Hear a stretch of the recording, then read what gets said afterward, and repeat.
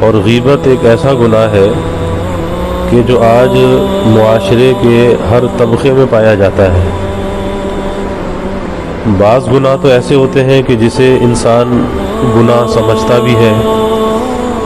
اور گناہ سمجھ کر دل میں اسے برا بھی جانتا ہے، اور جب کسی گناہ کو گناہ سمجھتا ہے، برائی کو برائی سمجھتا ہے، تو دل میں ندامت، پشیمانی آتی ہے، کبھی نہ کبھی توبہ کی توفیق مل جاتی ہے، اور آدمی اللہ کی طرف رجوع کر کے اپنے معاملے کو صاف کر لیتا ہے۔ اسی طرح سے گناہوں میں بعض گناہ تو وہ ہے کہ جس میں انسان اپنے اللہ کے حق کو ضائع کرتا ہے، اور بعض گناہ وہ ہے کہ جس میں حق اللہ بھی ضائع ہوتا ہے اور حق خلق بھی، مخلوق کا حق بھی ضائع ہوتا ہے۔ جس گناہ میں انسان اللہ کے حق کو ضائع کرتا ہے اس میں اللہ سے معافی مانگتا ہے، اللہ اسے معاف کر دیتا ہے، معاملہ صاف ہو جاتا ہے۔ لیکن جس معاملے میں مخلوق کے حق کو ضائع کیا، اب وہ بڑا نازک معاملہ ہے کہ جب تک مخلوق سے معافی نہ مانگے اور وہ اسے معاف نہ کرے، اس وقت تک وہ گناہ معاف نہیں ہوتا۔ تو غیبت ایسا گناہ ہے کہ اس میں حق اللہ کو بھی آدمی ضائع کرتا ہے اور حق الناس کو بھی انسان ضائع کرتا ہے، مخلوق کے حق کو بھی ضائع کرتا ہے۔ کسی انسان کی غیبت کی، اور غیبت کہتے کس کو ہے؟ غیبت اسے کہتے ہیں کہ اپنے بھائی مسلمان کی کسی ایسی بات کو نقل کرنا کہ جسے وہ نہیں چاہتا کہ کسی دوسرے کو بتایا جائے، اپنی بات کی تشہیر نہیں چاہتا، پھیلانا نہیں چاہتا۔ بہت سی باتیں انسان کے اندر ہوتی ہیں،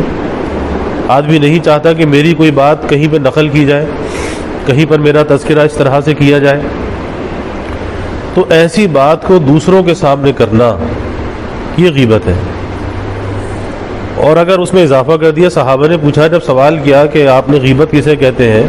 آپ صلی اللہ علیہ وسلم نے غیبت کی تعریف بیان کی، تو صحابہ نے یہ سوال کیا کہ اگر اس میں کوئی اضافہ کر دے، یعنی اپنی طرف سے کچھ نمک مرچ لگا دیا، اضافہ کر دیا، آپ نے فرمایا کہ یہ تو بہتان ہے، اور یہ بہتان غیبت سے بھی بڑا گناہ ہے۔ اور آج ہوتا یہی ہے کہ اکثر جو ہے غیر کا تذکرہ وہ ہماری زبانوں پہ عام ہوتا ہے، زباں زد عام، اور آدمی یہ سمجھتا ہے کہ میں کوئی بہت بڑی خوبی کا کام کر رہا ہوں، حالانکہ یہ خوبی کا کام نہیں ہے، یہ تو ایک بوجھ ایسا اپنے اوپر لاد رہا ہے، اس بوجھ کو ہلکا کیسے کرے گا؟ کیونکہ نامعلوم زندگی میں کس کس کی غیبتیں کی ہیں، اب وہ جب تک ان سے معافی نہ مانگے معاملہ صاف کیسے ہو؟ تو اس لیے بہت ڈرنے کا مقام ہے کہ جس معاملے میں کسی انسان کا حق ضائع ہوتا ہو وہ بہت نازک معاملہ ہے، اس کے اندر بڑی احتیاط ہونی چاہیے، اور احتیاط یہی ہے کہ آدمی غیر کے تذکرے سے بچے۔ مجدد تھانوی رحمۃ اللہ علیہ فرمایا کرتے تھے کہ بھائی غیر کا تذکرہ ہی نہ کرو، جب کبھی غیر کا تذکرہ کرو گے تو ضرور کسی نہ کسی خرابی کے اندر مبتلا ہو جاؤ گے، اس لیے غیر کے تذکرے ہی سے بچو۔ فائدہ بھی کیا ہے؟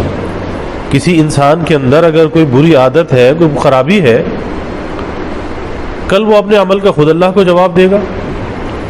لیکن ہم اس کی کسی بات کی تشہیر کریں، لوگوں کے سامنے ذکر کریں کہ فلاں ایسا، فلاں نے یہ بات کہی، ایسے کہی، ویسے کہی، تو ظاہر ہے کہ ہم گنہگار ہو جائیں گے۔ تو کسی اور کے لیے ہم اپنے اوپر بوجھ کیوں لاتے ہیں، اپنے وزن کو کیوں بڑھاتے ہیں؟ اس لیے آدمی ہلکا پھلکا رہے، کسی غیر کا تذکرہ ہی نہ کرے۔